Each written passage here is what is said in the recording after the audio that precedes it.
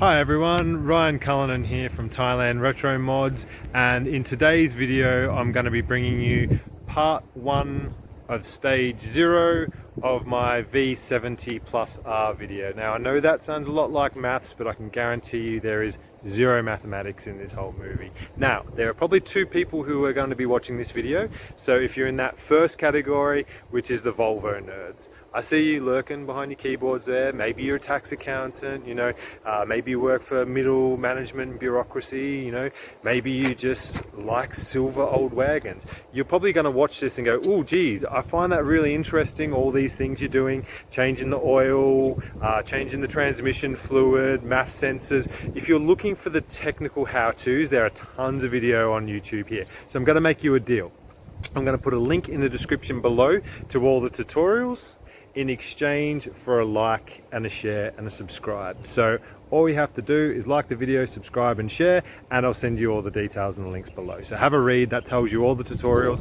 For the second kind of watcher, you're probably just the people who like to see me do dumb shit with my stupid cars here in Thailand. If you're that kind of person, then enjoy.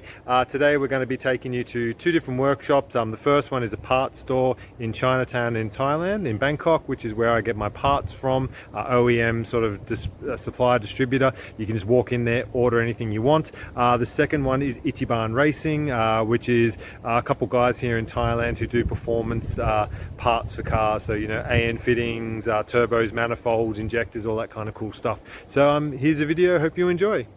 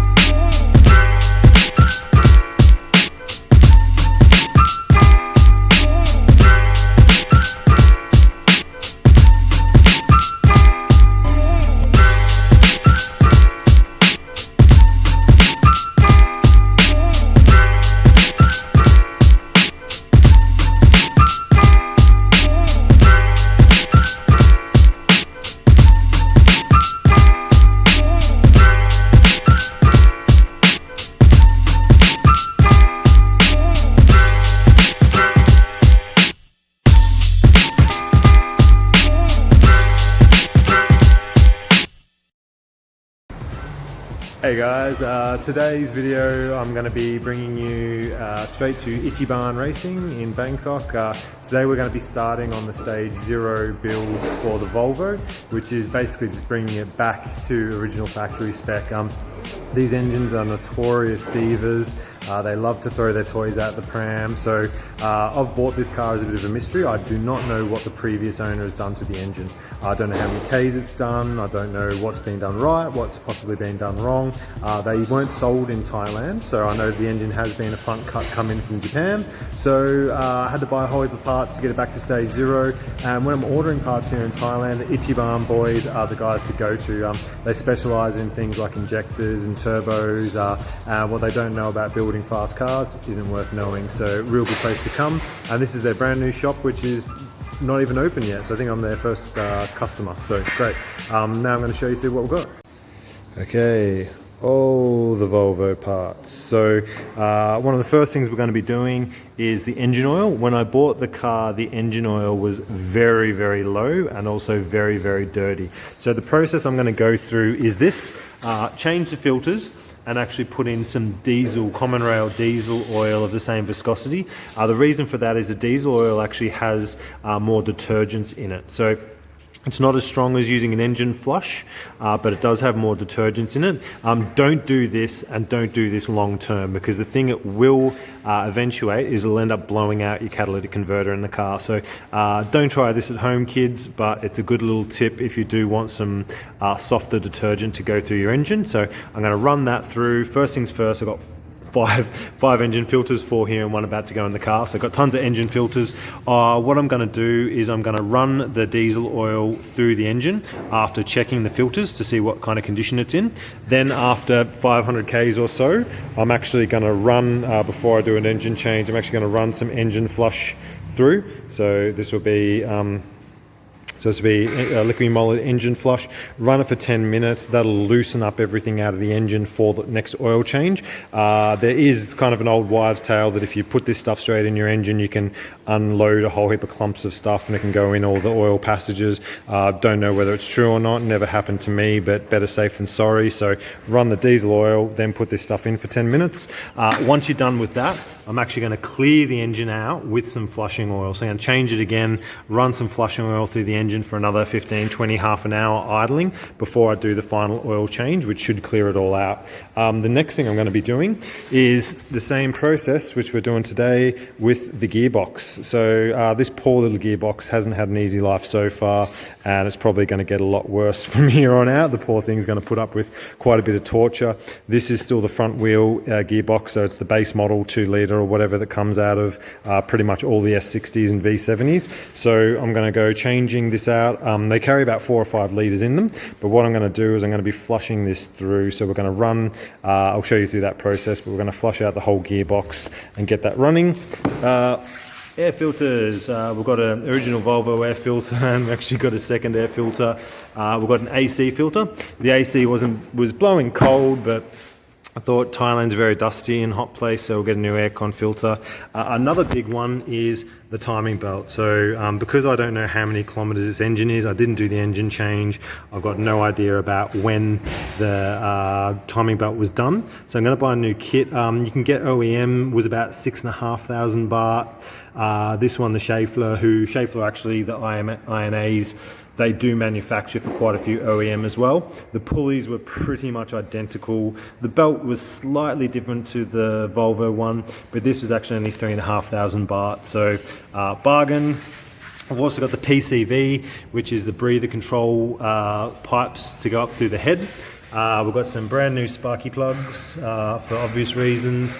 We've also got boost control valve. So I've got a new boost control valve there. Also got a new fuel pressure sensor as well as a new key. New key was only 400 baht, so dirt cheap, and a new washer for the gearbox change. And we've also got some brand new coils as well. So got some coils and a fuel filter, and we've also got a new AFM, or MAF sensor, as you want to call it, whatever you want to call it through. So we've got some cool parts in here, guys, and let's get started. So the first mystery we found is that somebody has painted the inside of my air cleaning box. No fucking idea why. Maybe they drove over a road full of paint. It's all gone through the engine. But they painted this, so God knows why. What we're doing now is we're getting off the air box so we can get to the gearbox oil so we can start the oil change. And welcome to Thailand. Guy across the road's got on the tools, now he's on the big jobs. Yeah, buddies.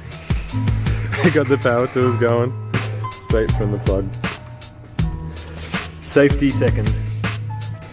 So far we're taking the intake apart, just filling it up from the dipstick. The first thing we noticed though is that the training fluid on the dipstick is actually looking pretty clean. So I got some of my gloves before but can't find it now, but it was actually looking nice and pink.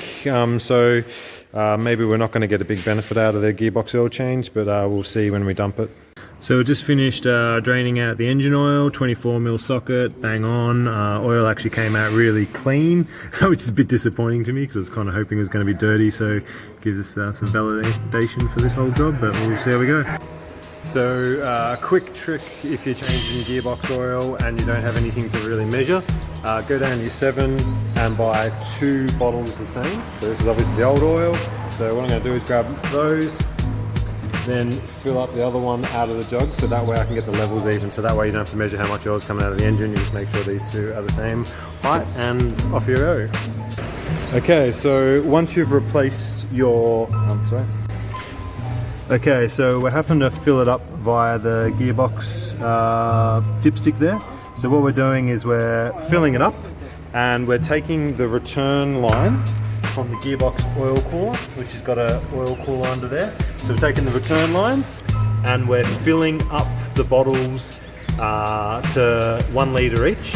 So that way we've got a litre of flushed out dirty fluid in here, and then we're going to replace it with 2 fresh bottles in the top and rinse, wash, repeat for about 2 or 3 litres until it comes out clear. Okay, cool, so we'll flush the car. Got all the bottles empty fluid there, and oops, sorry guys, when I was moving the oil tray, I accidentally spilled one of the bottles of ATF all over me and all over the ground. So whoops, breaking in the Ichiban garage, first stains, a bit of Volvo on the ground. And also I noticed the old oil that come out of it has actually turned quite purple and dark. So yeah, probably a good thing we are changing the oil after all, because yeah, she wasn't, even though it didn't smell too bad, it wasn't all that clean in the end. So yeah, hopefully once we get the car started up, that the engine is running a lot better. I would just like to say too that the gearbox wasn't flaring up or anything. This is more preventative, but I did notice under low speed, when you put your foot on the throttle, there was a little bit of a delay and then a bang, so you could feel the engagement was a bit stiffer than what I would normally like. So yeah, probably a good thing we're going through this measure anyway. So I've just gone to change the oil and realised that the wrench spanner we've got here isn't going to work on the factory one. So they've actually got like an OEM metal cup that attaches on there to unleash the spanner. I was kind of mauling it with the filter spanner. Didn't really want to give it too much more of a bump, given that I've still got to drive the car home. I'm going to be doing a few oil changes anyway, so I'll just leave that for the Volvo mechanic with the proper tools. Sometimes the proper tools make all the difference. Cool, for the next job we're doing, we're exchanging the MAF, which has no coil in it, for the one that we've bought, but unfortunately the one that we've bought is a different diameter, so we're working on it. So as we said, the only non-original part we bought was the AFM, which doesn't fit, typical, but it does have an element in it, which the one we had in the car didn't have an element in it, so we definitely weren't getting an AFM reading. So I've also disconnected the battery, so go to the back of the car, pop the boot, disconnected the battery. We're going to wait 10 minutes, which we've already done. You turn the key on, that discharges the voltage, and that resets the ECU. So hopefully we're going to get a bit more power out of it when this is all done.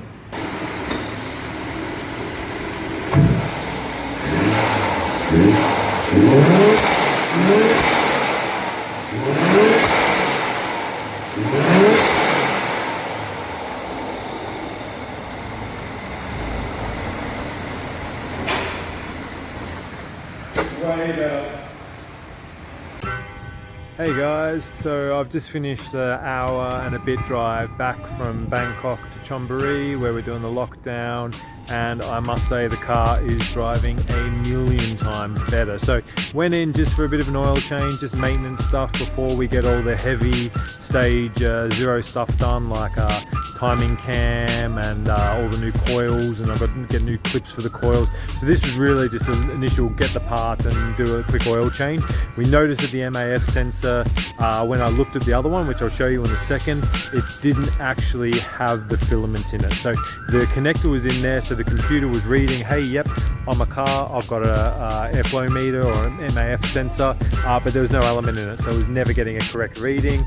When we reset the car and put the new one in, boom, unlocked all the power. So I would say that the car is probably back to original power, the 300 horsepower at the engine that it originally came with. so it's running fantastic. The error code that the engine was showing before was the long-term fuel trim, which would make sense if it's not getting the correct air readings, how would know what kind of fuel to put in there. So it's running fine, but it did feel like it was a little bit down on boost, maybe a little bit down on timing. Wouldn't compare it to like the Nissan limp mode, where you definitely know the car's struggling. It still felt, you know, fine, but bam, the drive home today was great. So we found a little bit of extra power, which is always nice. So happy days. Thanks for watching. Cheers.